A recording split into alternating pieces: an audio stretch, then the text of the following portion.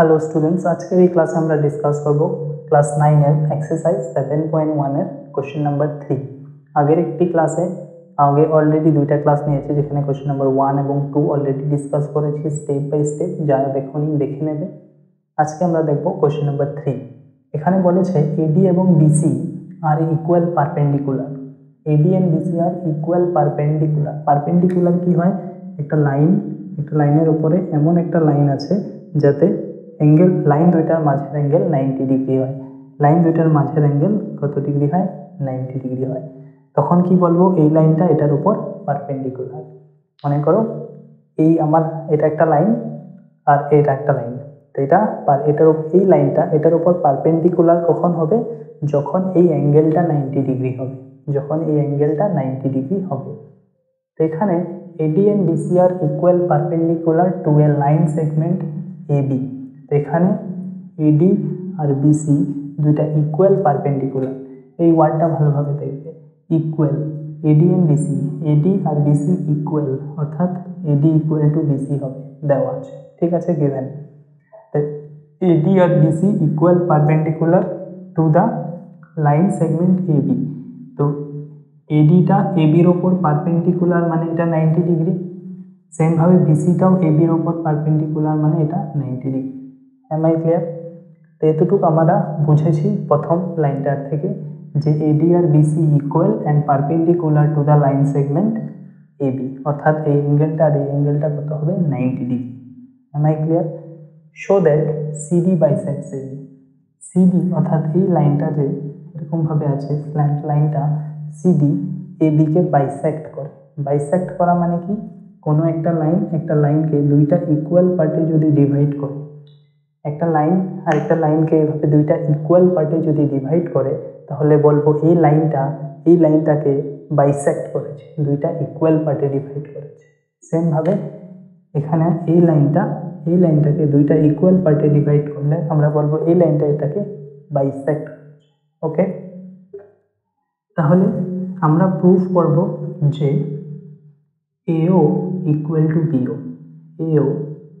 Two BO। তাহলে কি হবে? এটা ইকুয়াল মানে কি? এই লাইনটা এবির মাঝখান দিয়ে গেছে, মিডিল দিয়ে পাস হয়েছে, তার কারণে এটা দুইটা ইকুয়াল পার্টে ডিভাইড করেছে। আলটিমেটলি আমাদের প্রুফ করতে হবে AO ইকুয়াল টু BO। তাহলে আমরা বলতে পারবো যে সিডি এবি কে দুইটা ইকুয়াল পার্টে ডিভাইড করে। Am I clear? তাহলে আমরা কিভাবে প্রুফ করব? এখানে যদি তোমরা ভালোভাবে লক্ষ্য করো, তোমরা দেখবে এটা একটা ট্রায়াঙ্গেল, এটা একটা ট্রায়াঙ্গেল। এই ট্রায়াঙ্গেলটার নাম বলতে পারি কি? AO বা OAD আর OBC। Am I clear? এখানে লিখবো সলিউশন ইন ট্রায়াঙ্গেল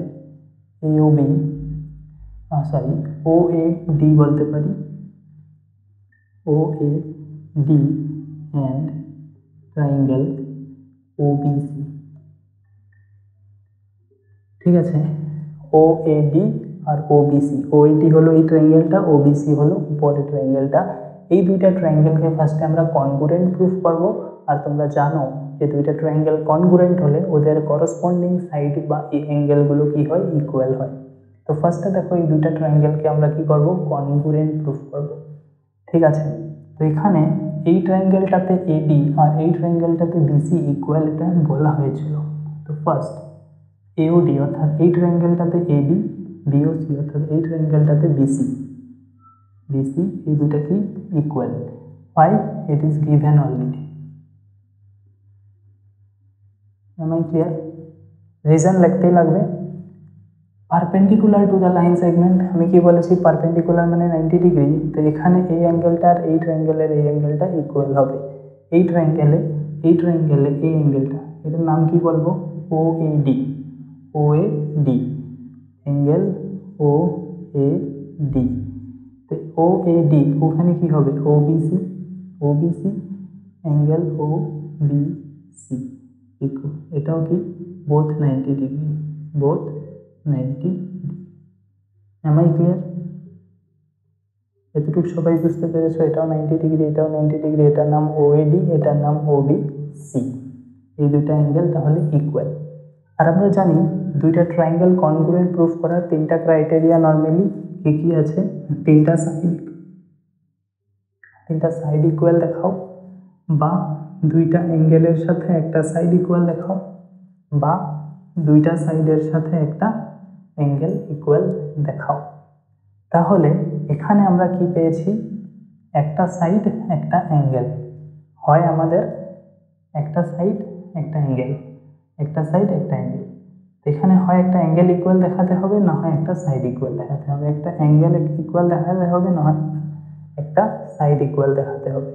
এখানে তোমরা যদি ভালোভাবে দেখো, এইটা এই দুটা অ্যাঙ্গেল ইকুয়াল হবে, কারণ এই দুটা ভার্টিক্যালি অপোজিট অ্যাঙ্গেল। দুইটা লাইন যদি এইভাবে ক্রস করে, দুটো লাইন যদি এইভাবে ক্রস করে, চ্যাপ্টার 6-এ একটা থিওরেম আছে যে vertically opposite angles are equal. তাহলে এই দুইটা অ্যাঙ্গেল কি হবে, vertically opposite angle and they are equal. Am I clear? তো এই ট্রায়াঙ্গেলটার মধ্যে এওডি আর এই ট্রায়াঙ্গেলের মধ্যে বিওসি ইকুয়াল হবে। তো এখানে দেখো এই অ্যাঙ্গেলটা, এই ট্রায়াঙ্গেলের এই অ্যাঙ্গেলটা অর্থাৎ এওডি আর এই অ্যাঙ্গেলটা বিওসি ইকুয়াল হবে। অ্যাঙ্গেল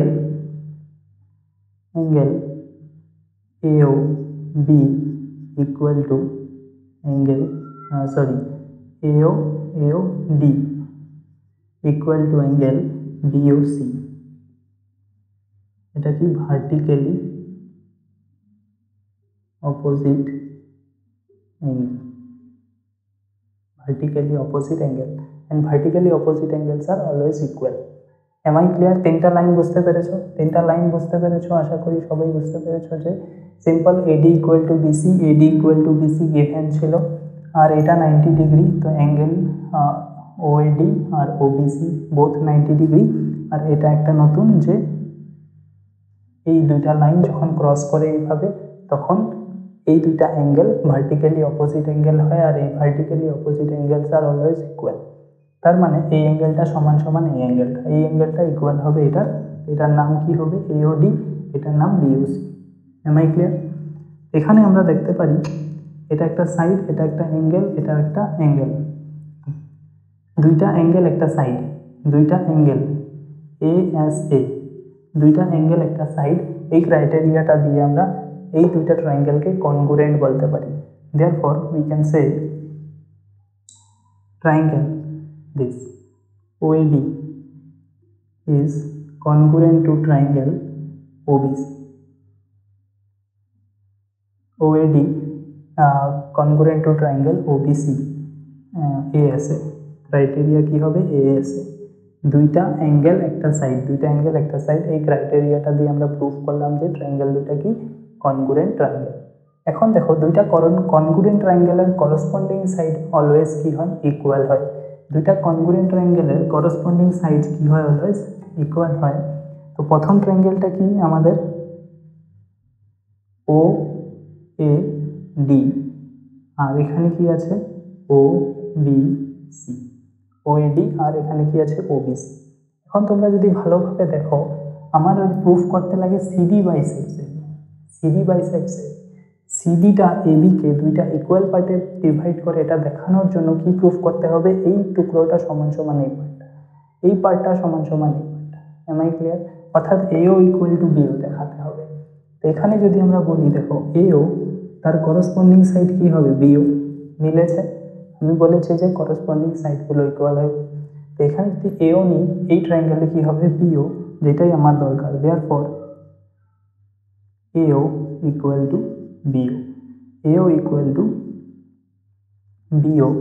রিজন কি লিখবো? CPCT, অর্থাৎ corresponding part of congruent triangle. Congruent ট্রায়াঙ্গেলের করসপন্ডিং পার্টগুলো কি হয়? অলওয়েজ ইকুয়াল হয়। AO ইকুয়াল টু BO যদি আমরা দেখাই, তার মানে যখন এটা কি AB, এটা হলো CD যখন AB কে ক্রস করে যায়, তখন এই সাইডটার এই সাইডটা কি হয়? ইকুয়াল হয়। AO আর BO সমান হয়। তার মানে দুইটা ইকুয়াল পার্টে ডিভাইড করে, দুইটা ইকুয়াল পার্টে ডিভাইড করে। ঠিক আছে? তো এখান থেকে আমরা বলতে পারি যে CD bisects AB, CD bisects AB। Am I clear? সবাই বুঝতে পেরেছো? যদি কারো কোনো ডাউট থাকে কমেন্ট সেকশনে নিশ্চয়ই লাগবে, don't hesitate two right. Okay, so এখানে আমরা এই প্রুফটা করেছি, ভেরি ইজি প্রুফ। জাস্ট একটাই জিনিস তোমাদের এই লাইনটা একটু নিজের থেকে ভাবতে লাগে এই লাইনটাই নিজের থেকে একটু বের করে নিতে লাগে, বাট এই দুইটা তো কোশ্চেনেই ডাইরেক্টলি দেওয়া আছে। M I clear? আশা করি সবাই বুঝতে পেরেছো। তো আজকের জন্য এতটুকুই, দেখা হবে অন্য একটি ক্লাসে যেখানে আমরা ডিসকাস করবো কোশ্চেন নাম্বার 4।